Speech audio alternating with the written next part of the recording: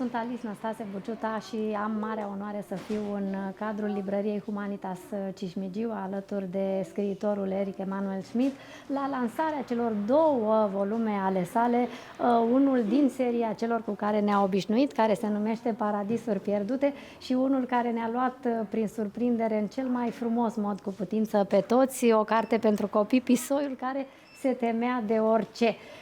Așadar, noi teritorii ale harului său artistic recunoscut de întreaga lume ajung și în țara noastră și suntem norocoși să putem purta acest dialog chiar cu domnia sa. Prima mea întrebare pentru dumneavoastră vă roagă să ne dezvăluiți poate ceva din personalitatea dumneavoastră despre care n-ați vorbit până acum. Artiștii au de obicei acoperă mai multe teritorii. Pictorii dansează, nu știu, balerinii scriu poezii, dumneavoastră sunteți și scriitor, acum acoperiți și zona de cărți pentru copii și regizor și mare iubitor de muzică și chiar compozitor. Aveți vreun domeniu artistic pe care încă nu l-ați manifestat, încă un talent de taină pe care poate să ni-l spuneți acum pentru prima dată? Un talent secret? La cuisine. J'aime manger naturellement, mais j'aime aussi cuisiner. Mais c'est peut-être parce que je suis français. C'est très important pour nous, la cuisine.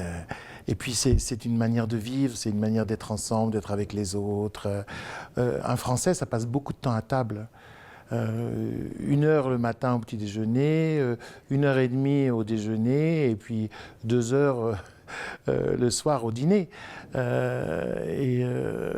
Voilà, peut-être qu'un jour je ferai un livre de cuisine. Mulțumesc foarte mult, dar moda vă interesează? Sunteți întotdeauna foarte elegant, am observat în toate aparițiile dumneavoastră. Non. Non, mais je vais 2 fois par an chez mon tailleur et puis je choisis des tissus et puis je lui dis de me faire ça et de me faire ça et après j'y pense plus. En fait, je vais jamais dans les magasins, mais j'ai un tailleur et puis qui me fait les choses. J'aime les couleurs. J'adore les couleurs et je suis tellement triste de voir souvent que les écrivains sont toujours en noir. Et moi, je pense que j'essaye de m'habiller comme je suis ou comme sont mes livres, c'est-à-dire avec des couleurs et avec de la joie. Vreau să vă rog să vorbiți mai mult despre muzică și despre apropierea dumneavoastră de muzică, mai ales că în chiar aceste zile, în seara aceasta și mâine seară va avea loc o premieră a marelui regizor român Andrei Șerban cu o nouă montare a lui Don Giovanni aici la Opera din București.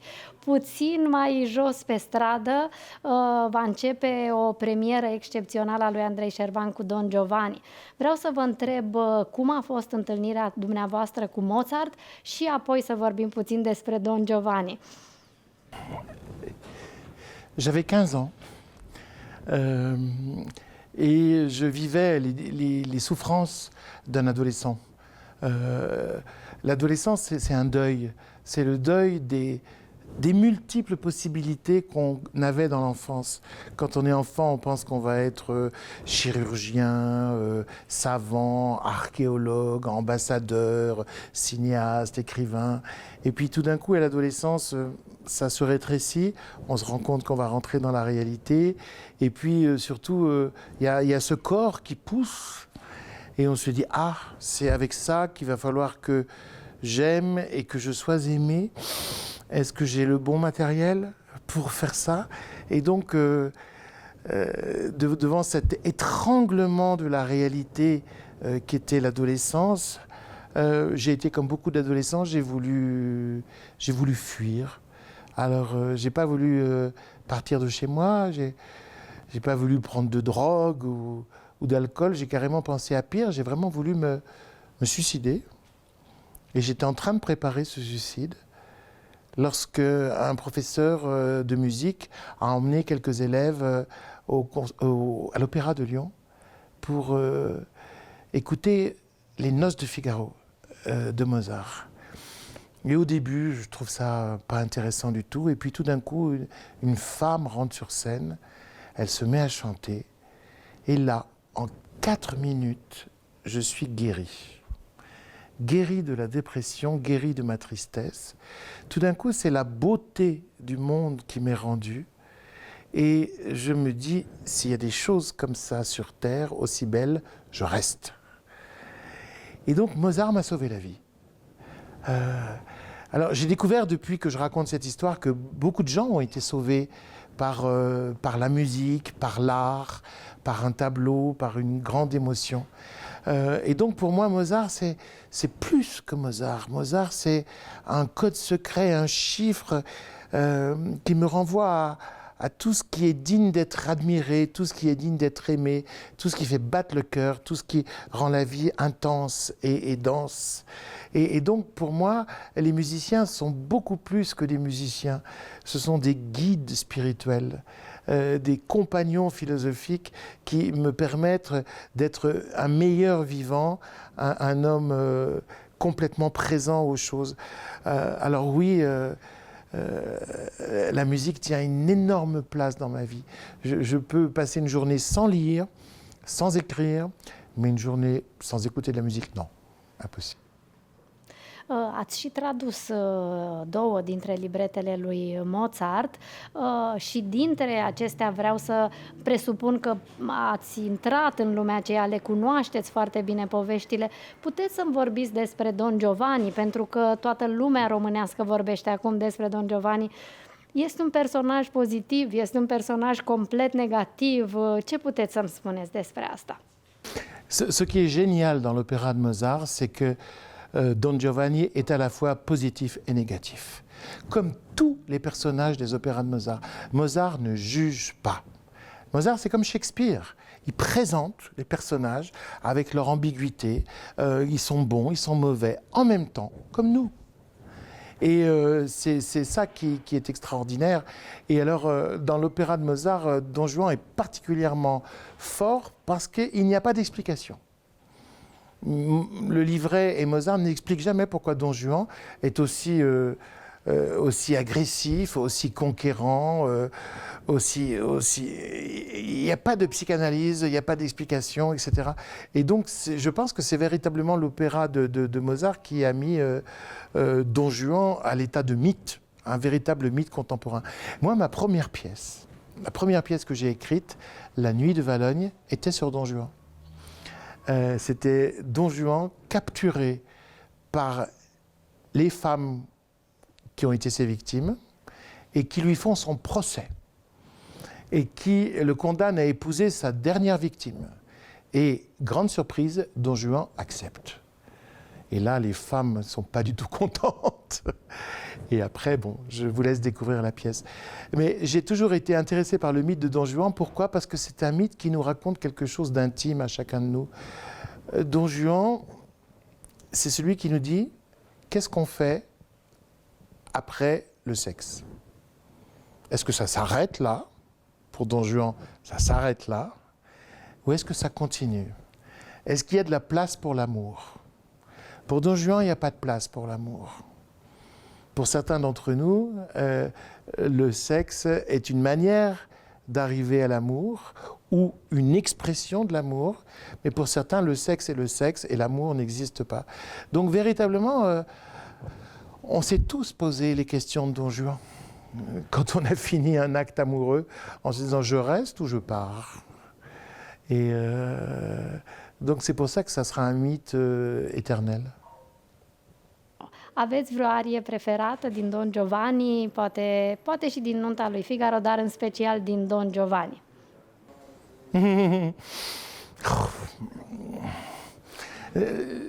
J'ai mon air préféré dans les Noces de Figaro. C'est au 4e acte, quand la petite Barberine est dans la nuit avec une lanterne et qu'elle chante L'ho perduto, me meschina, a che sa dove sarà. C'est-à-dire, on a l'impression qu'elle a perdu quelque chose d'extrêmement important. Alors on se dit, qu'est-ce qu'elle a perdu? Sa mère, son père, son fiancé, son amour, sa virginité.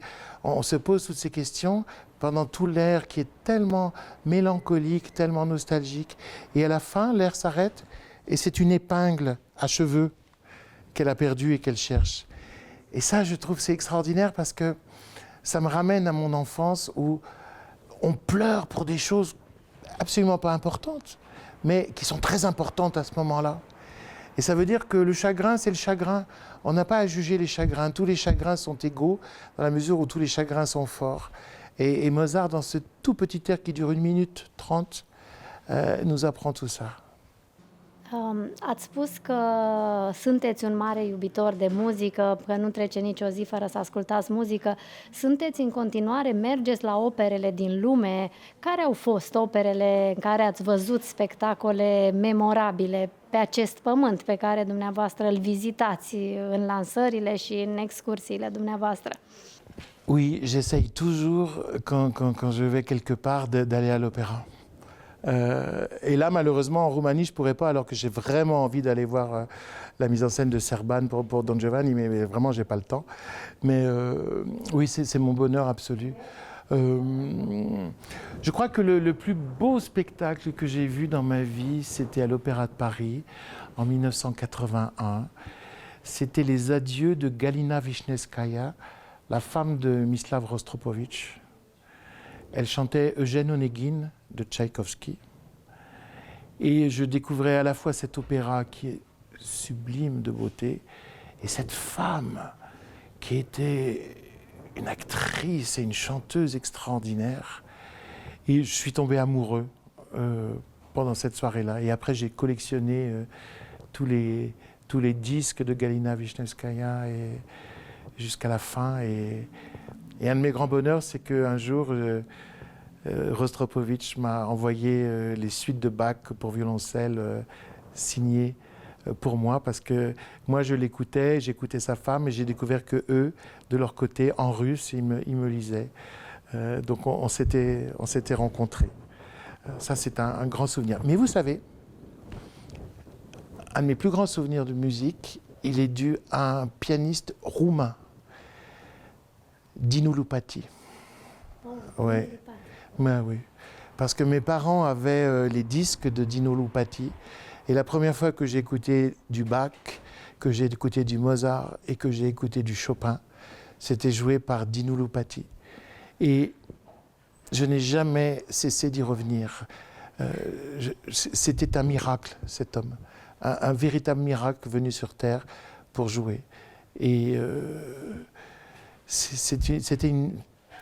c'était pas des doigts, c'était une âme qui s'exprimait en musique. Un miracle. Ați spus că muzicienii sunt adevărați ghizi spirituali pentru noi. Trăim vremuri de mare deschidere spre spiritualitate, nu doar prin muzică, prin rugăciune, prin meditație. Cum mai este conectarea dumneavoastră cu spiritualitatea pe care știu că ați accesat-o de tânăr într-o experiență din armată? În ce stadiu al apropierii de lumea spirituală sunteți astăzi? Ma vie a changé dans le désert du Sahara. Je suis entré athée dans le désert et j'en suis ressorti croyant. Et cette révélation, c'était une révolution. Parce qu'il me fallait, après cette révélation, tout repenser, tout de mon rapport au monde, toute ma philosophie, etc. Et je crois qu'aujourd'hui, je suis toujours là où j'étais dans cette nuit au désert. J'écris à partir de cette âme que j'ai, qui est pleine de confiance. Et c'est comme ça que je peux d'ailleurs regarder les désordres du monde, que je peux regarder les ténèbres, tout ce qui ne va pas, le mal, parce que j'ai une lumière qui me permet de regarder ça. Alors, quand je dois quand le monde est trop bruyant, quand le chaos risque de m'assommer, eh bien, je retourne là par la méditation et par le silence. et puis parfois par la prière. Mais la prière ne dure jamais très longtemps chez moi. Et chez moi, la prière n'est pas une demande. Elle est l'arrêt des demandes. Je commence par demander et je finis par accepter. Et toute prière est une prière d'acceptation pour moi. Voilà, dès que le silence est possible, la régénération spirituelle est là. Ați spus că Mozart v-a salvat viața, Dumnezeu sau lumina lui v-a salvat viața acolo în deșert și ați mai spus undeva că filozofia v-a salvat sau v-a dat un sens vieții. Cât de conectat sunteți cu filozofia în continuare? Cât de mult citiți? Cât de mult aveți nevoie de filozofie pentru a scrie, așa cum scrieți dumneavoastră? Vous savez, faire de la philosophie, ce n'est pas lire les textes des philosophes, enfin, je les ai lus, c'est avoir une boîte avec des outils qui vous permettent de penser par vous-même. Voilà. C'est la boîte de la liberté. C'est la boîte qui vous permet de lutter contre les opinions toutes faites, contre vos préjugés, contre l'idéologie ambiante, contre l'intoxication idéologique qui peut vous arriver, contre des pseudo-évidences partagées par tout le monde.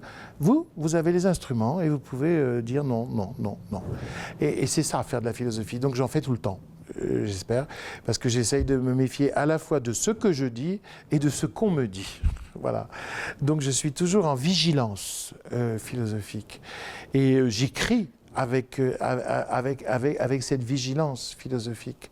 Je pense d'ailleurs que la philosophie, c'est avec l'histoire, c'est la matière qu'on devrait apprendre à tout le monde.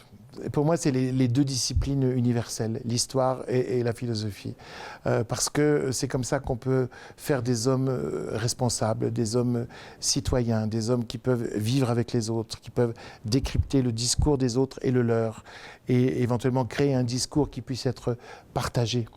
Je trouve que le salut et la réponse à beaucoup de questions est la philosophie.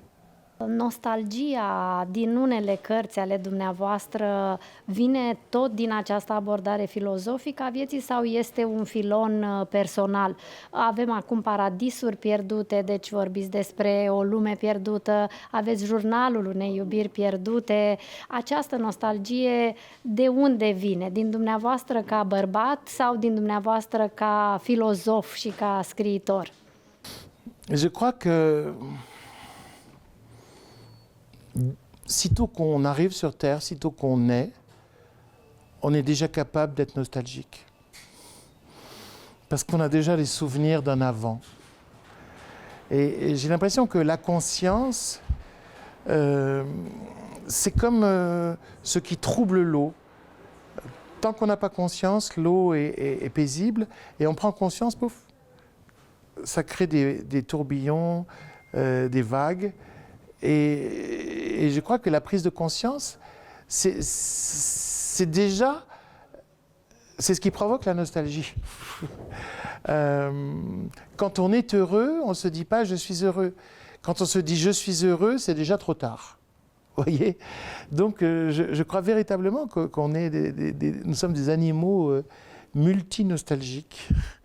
Et je crois au pouvoir des arts et de la littérature pour retrouver les territoires perdus et pour retrouver les paradis perdus. Lorsque j'ai écrit sur ma mère, c'était à la fois pour raconter l'expérience du deuil que malheureusement nous devons tous affronter, mais c'était aussi une manière de faire revivre cette mère merveilleuse. Et quand j'écris Paradis perdu, c'est aussi pour faire revivre un rapport de l'homme à la nature que nous avons perdu. Nos ancêtres étaient des animaux, au milieu des animaux, dans la nature, pas plus importants que les autres. Et puis, tout d'un coup, dans l'histoire humaine, les hommes se sont mis à penser qu'ils étaient différents des animaux, plus importants que les animaux, et se sont mis à dominer la nature et à devenir possesseurs et maîtres de la planète entière. Et aujourd'hui, nous en sommes là, et ça nous angoisse d'être là. Et donc, je crois que justement, par le livre, par le roman, par la poésie, on peut retrouver cette façon d'être au monde qui était celle de nos ancêtres, qui était plus humble et plus écologique aussi. Et donc, je crois que dès qu'on écrit, on ressuscite, on fait revivre quelque chose qui est mort. Et ça, c'est un pouvoir extraordinaire. Cât de mult a durat să scrieți Paradisuri pierdute și cât de greu v-a fost să construiți acest univers atât de complex? Poate spun eu cel mai complex dintre cele pe care le-ați creat până acum. Cum a fost procesul creației? Écoutez, Paradis perdu, c'est 25 ans de préparation et 8 mois d'écriture. Voilà. Parce qu'en fait, Paradis perdu n'est que le premier de 8 romans. Et donc, il a fallu que je conçoive d'abord l'ensemble de tous ces romans. Et ça m'a pris beaucoup de temps. Et puis, il fallait que je sois sûr que mes personnages soient suffisamment intéressants et complexes pour pouvoir se développer sur plusieurs tomes. Donc voilà, c'est 25 ans et puis 8 mois, parce que le livre était mûr et j'étais enceint et je n'avais qu'à accoucher. Et donc j'ai accouché en 8 mois. Oui, moi je dis toujours que je suis une mère éléphant. C'est-à-dire que je porte très longtemps le bébé et puis je m'en débarrasse en écrivant, en accouchant, comme les mères éléphants. Poate puteți să ne spuneți ceva în premieră în România despre Poarta Cerului, care a apărut deja în Franța și poate și în alte țări în lume, așa ceva în avantpremieră, ca să așteptăm și cartea următoare, așa cum am așteptat de fapt toate cărțile dumneavoastră. Je suis très content que vous me posiez la question, parce qu'il y a un passage du prochain tome, La Porte du Ciel, qui se passe en Roumanie. Oui, il y a 4000 ans, Noam va passer par la Roumanie et va y revenir dans les tomes suivants. Donc ça, c'est une surprise.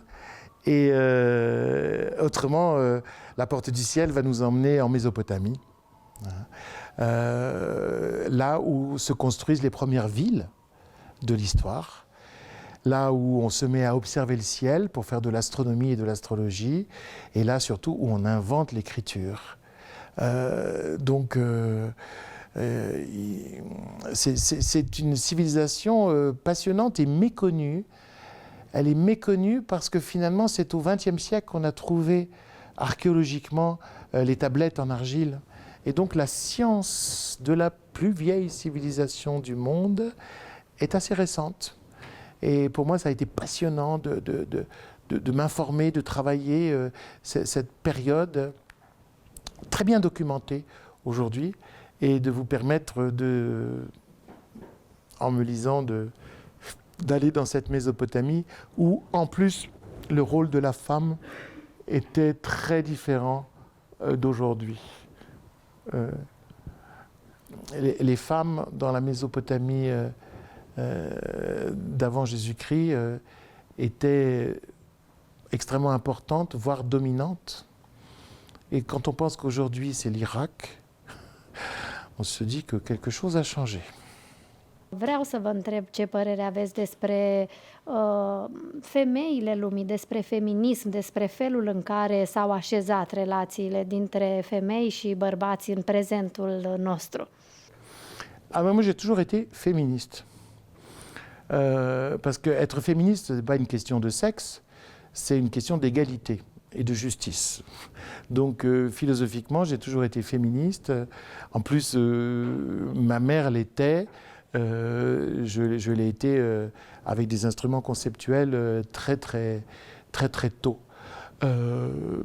Alors certains se plaignent du féminisme en disant que ça change les rapports des hommes et des femmes. Oui, ça change les rapports des hommes et des femmes, mais parce qu'il fallait que les rapports des hommes et des femmes changent. Voilà. Alors il y a des zones d'inconnu, il y a des zones de confort qui ont disparu pour les hommes surtout. et peut-être aussi pour certaines femmes. Mais je trouve que c'est très très bien que nous reconstruisions notre monde sur des bases différentes. Et d'ailleurs, dans Paradis perdu, je commence à en parler. Car ça se passe il y a 8000 ans, le moment où les hommes passent du statut de nomade au statut de sédentaire. Et ça va être formidable pour toute l'humanité parce qu'il va y avoir une explosion démographique. Alors, les hommes, en se fixant, vont faire de plus en plus d'enfants. Donc, explosion démographique. Mais en même temps, c'est une très mauvaise nouvelle pour une moitié de l'humanité, les femmes, parce que elles deviennent femmes au foyer, elles sont réduites au rôle de génitrices, hein, productrices d'enfants, et elles sont minorisées, elles sont infériorisées. Ça aurait pu ne pas être comme ça. Beaucoup d'archéologues pensent que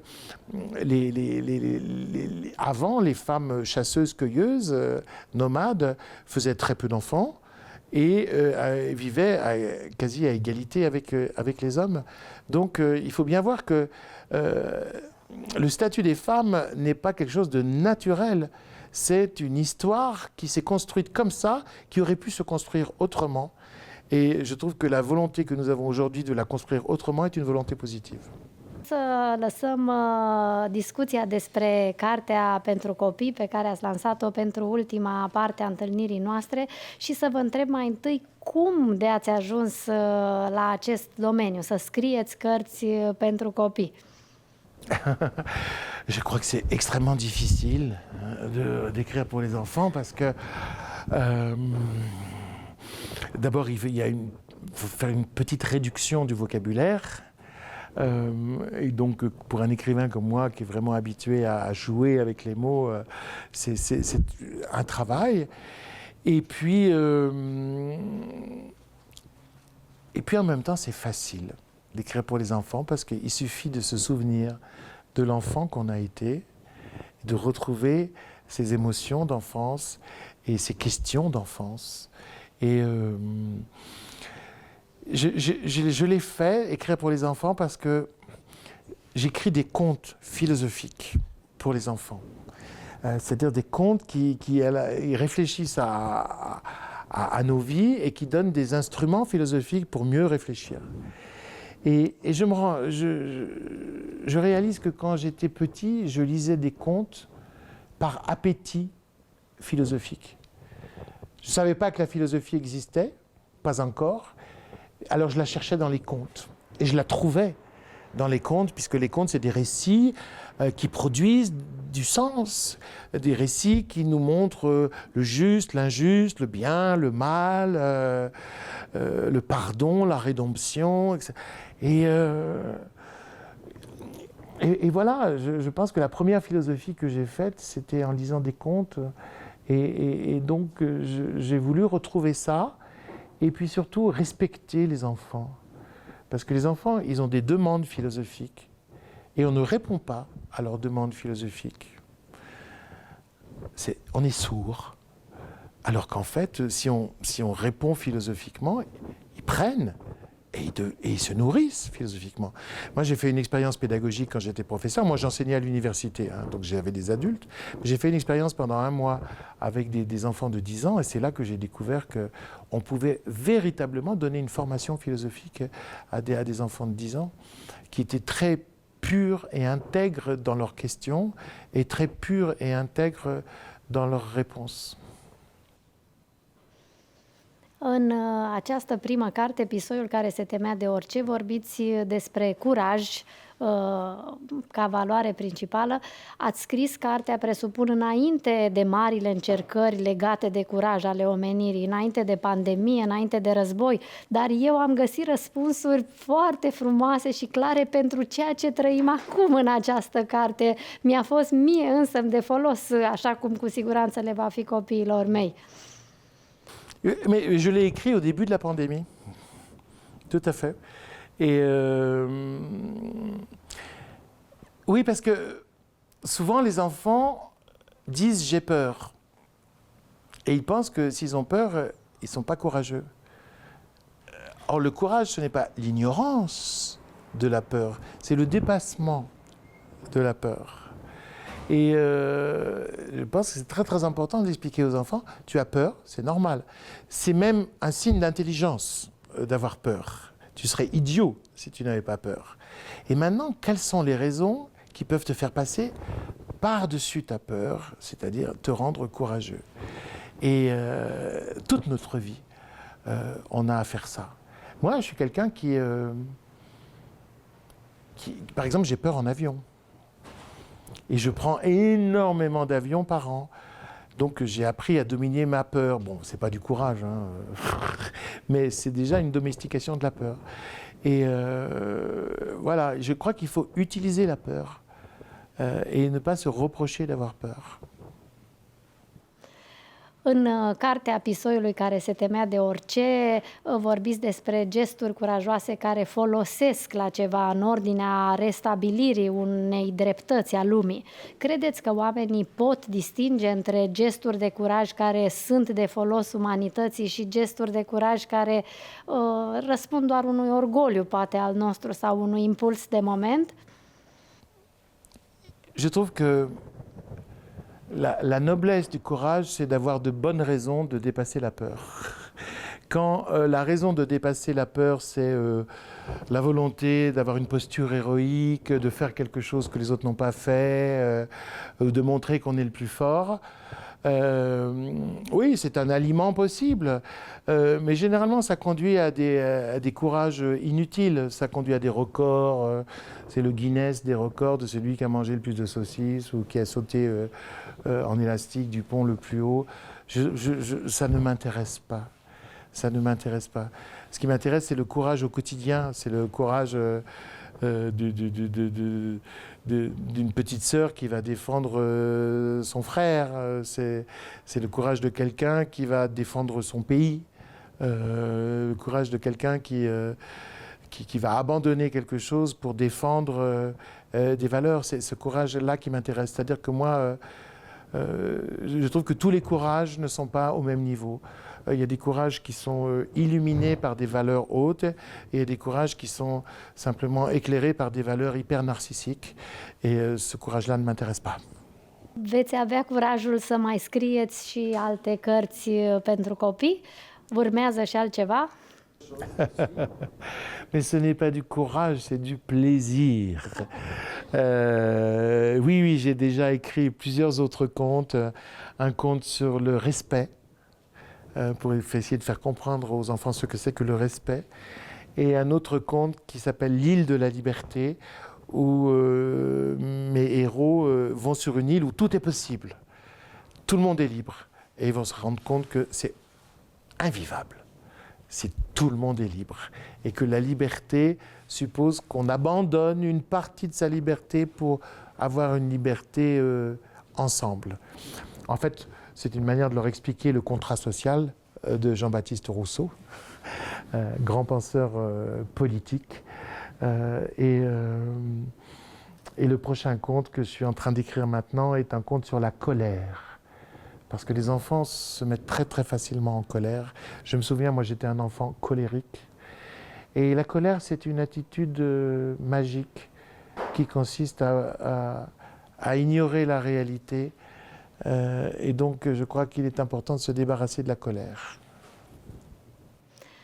Vă mulțumesc foarte mult. Vreau să vă spun în finalul interviului că sunteți foarte iubit în România. Sunt sigură că în întreaga lume, dar aici, în România, prin munca celor de la Humanitas, sunteți cunoscut și iubit și este o mare onoare că v-am întâlnit și că sunteți atât de luminos și de generos și de deschis. Și vă mulțumesc din toată inima.